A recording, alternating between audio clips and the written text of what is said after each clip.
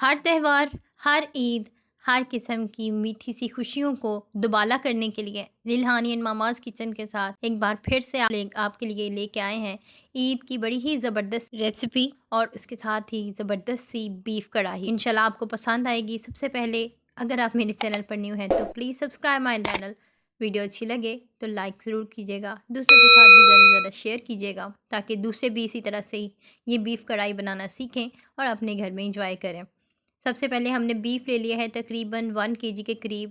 ये हड्डी और बोनलेस दोनों ही मिक्स हैं। नीट एंड क्लीन तरीके के साथ इसे साफ़ सुथरा धो लीजिए। और मैंने यहाँ पर ले लिए हैं तकरीबन आधा किलो से थोड़े से कम प्याज और इनको मैंने मोटा मोटा चॉप कर लिया है। इसके साथ ही मैंने लहसुन लिया है तकरीबन 2 गुठियाँ और इनको मैंने अच्छे से छील के इनको भी ऐड कर दिया है। अदरक लिया है थोड़ा बड़े साइज़ का और अदरक का पीस आपने अच्छे से आपने छील के इसको भी क्रश कर लेना है। टमाटर ले लीजिए। टमाटरों को मैंने इस तरह से कट लगा लिया है दोनों साइडों पे और ये भी ऐड कर देते हैं।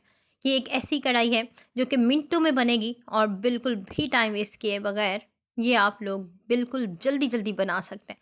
इसके साथ ही मैंने मसाले तमाम के तमाम ऐड कर दिए हैं। नमक, लाल मिर्च पाउडर, हल्दी और यहाँ पर हमारे पास है मोटी इलायची जिसे आपके ब्लैक कार्डमम कहते हैं। इसको मैंने घोल के ऐड कर दिया है। तकरीबन 1 एंड हाफ़ ग्लास से थोड़ा-सा कम पानी मैंने इसके अंदर ऐड करना है। पानी आपने अपने हिसाब से डालना है क्योंकि हर इलाके का पानी अलग तरीके का होता है और इसको हमने हीट लगा लेनी है तकरीबन 10 से 12 मिनट के लिए। जैसे ही ये विसल घूमने लग जाए तो इसका मतलब है कि हीट लगना शुरू हो गई है, तो इसके बाद आपने पूरे 10 मिनट इसे हीट लगवा लेनी है। अब मैंने नेक्स्ट प्रोसेस के लिए ले लिया है तकरीबन 1 कप के करीब दही। दही को अच्छे से मैंने गुठलियों के बगैर यानी लम्स फ्री कर लिया है और इसमें काली मिर्च और दरदरी मिर्च और यहाँ पे गरम मसाले का पाउडर है। जो टेबल स्पून होता है इससे थोड़ा सा ज़्यादा धनिया पाउडर ऐड कर लीजिए और इसको भी अच्छे से मिक्सचर से बना दीजिए। मिक्सचर सा बना के इसको भी सेट असाइड रख लेते हैं। इस मिक्सचर को क्या करना है मैं सिर्फ़ और सिर्फ 2 मिनट के बाद आपको दोबारा बताते हैं। इसके साथ ही हमने इसके अंदर ऐड कर दिया है जी बिल्कुल थोड़ा-सा मैंने नमक भी इसमें ऐड किया था क्योंकि मुझे ऐसा लग रहा था कि नमक थोड़ा हो जाएगा। हरी मिर्च को मैंने अच्छे से काट लिया है। ये ज़्यादा कड़वे वाली हरी मिर्च नहीं है, तो इसको आपने बिल्कुल बारीक-बारीक चॉप कर लिया है और करके वो ऐड कर देना है। अब देखिए यहाँ पर हमने 10 से 12 मिनट लगाए थे और यहाँ पर हम टमाटरों के छिलके अच्छे से रिमूव कर लेते हैं। इनके छिलकों को अच्छे से रिमूव करने के बाद यहाँ पर देखें गलावट देखिए बोटी की माशाल्लाह माशाल्लाह बिल्कुल अच्छे तरीके से ज़बरदस्त तरीके से ये गल गई है बोटियाँ। तो हमने इसे क्या करना है कढ़ाई में ऐड कर लेना है ताकि हम इसकी अच्छी सी जो है भुनाई कर सकें क्योंकि ये प्रेशर कुकर जो होता है ना इसमें अच्छे से भुनाई नहीं होती।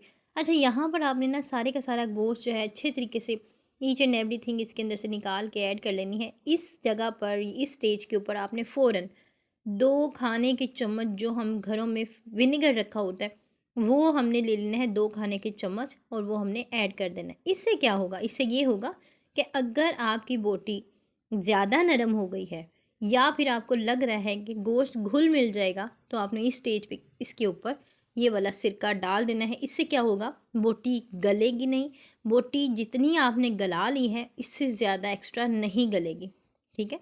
और दूसरा ये कि इसको जो है ये इसका बिल्कुल कचूमर सा नहीं बनेगा। इसको आपने जब भी भूनना है तो इसके पानी को जब खुश्क करना है ना, आपने बहुत एहतियात के साथ चम्मच को हिलाना है ताकि आपकी बोटी जो है वो ना टूटे। यहाँ पर मैंने इसे कवर रख के इसका पानी खुश्क करने के लिए रख दिया था। आधे से ज़्यादा पानी खुश्क हो गया तो यहाँ पर आपने घी ऐड करना है, किसी किस्म का भी ऑयल इस्तेमाल नहीं करना। ये सबसे बेहतरीन टिप है, इस कढ़ाई को बनाने के लिए हमने घी ही इस्तेमाल करना है हर हाल में। हमने किसी किस्म का भी ऑयल वगैरह इस्तेमाल नहीं करना। यहाँ पर देखें घी साइडों पे निकल आया है लेकिन हल्का-हल्का पानी जो है अभी मौजूद है। अच्छे से इसे भून लीजिए। इसकी भुनाई करते हुए यहीं पे आपने जो दही वाला मिक्सचर बनाया हुआ था, आपको अलग-अलग से तमाम मसाले डालने की ज़रूरत नहीं है। वही दही वाला मिक्सचर है वो अच्छे तरीके से इसमें ऐड कर दीजिए।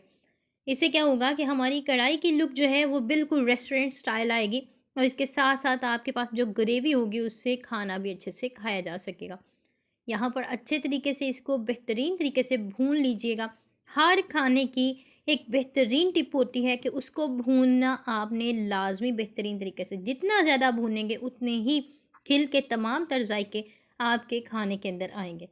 यहाँ पर देख लीजिए, मैंने इसे माशाल्लाह माशाल्लाह अच्छे तरीके से भून लिया है। अल्हम्दुलिल्लाह, अल्लाह ताला की शान, बरकतें, नेमतें जो उसने हमारे हाथों में, हमारे खानों में दी, हमारी कढ़ाई बनकर बिल्कुल रेडी है। यकीन कीजिए, सिर्फ़ 10 से 20 मिनट के अंदर-अंदर ये कढ़ाई मैंने बिल्कुल तैयार की है। ना मुझे इसके अंदर ज़्यादा टाइम लगा है, ना इसके अंदर मुझे खपना पड़ा है, ना ही मुझे ज़्यादा मेहनत करनी पड़ी है। है ना मज़ेदार सी कढ़ाई?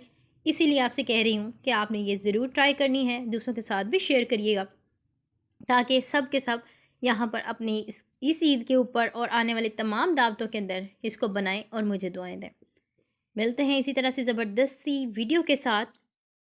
टिल देन अपना ख़्याल रखिए, मुझे दुआओं में याद रखिएगा और चैनल को सब्सक्राइब ज़रूर कर दिया करें, ताकि हम लोगों को भी इंस्पिरेशन मिलती रहे कि हम बहुत अच्छा काम कर रहे हैं। इसको मैं ऐड कर लेती हूँ एक फ़ाइनल लुक के लिए एक ट्रे के अंदर। माशाल्लाह माशाल्लाह ज़बरदस्त सी एक बीफ कढ़ाई बनकर रेडी है। आई होप, आई बिलीव आपको बहुत पसंद आई होगी। Thank you for watching, thank you for your support and your subscribing. अल्लाह हाफ़िज़। देख लीजिए कितनी ज़बरदस्त तरीके के साथ ये गलावट वाली बोटी हमारी रेडी हुई है। इसे नान, चपाती या फिर चावलों के साथ भी सर्व कर सकते हैं। Totally up to you. लेकिन इसे नान गरमा-गरम नान के साथ खाइएगा और एंजॉय करिएगा। इसी तरह से नित नए खानों के लिए हमारे चैनल को ज़रूर सब्सक्राइब करें और हमारी इंस्पिरेशन और हमारी फैमिली का हिस्सा बनिए। Thank you for watching. अल्लाह हाफ़िज़।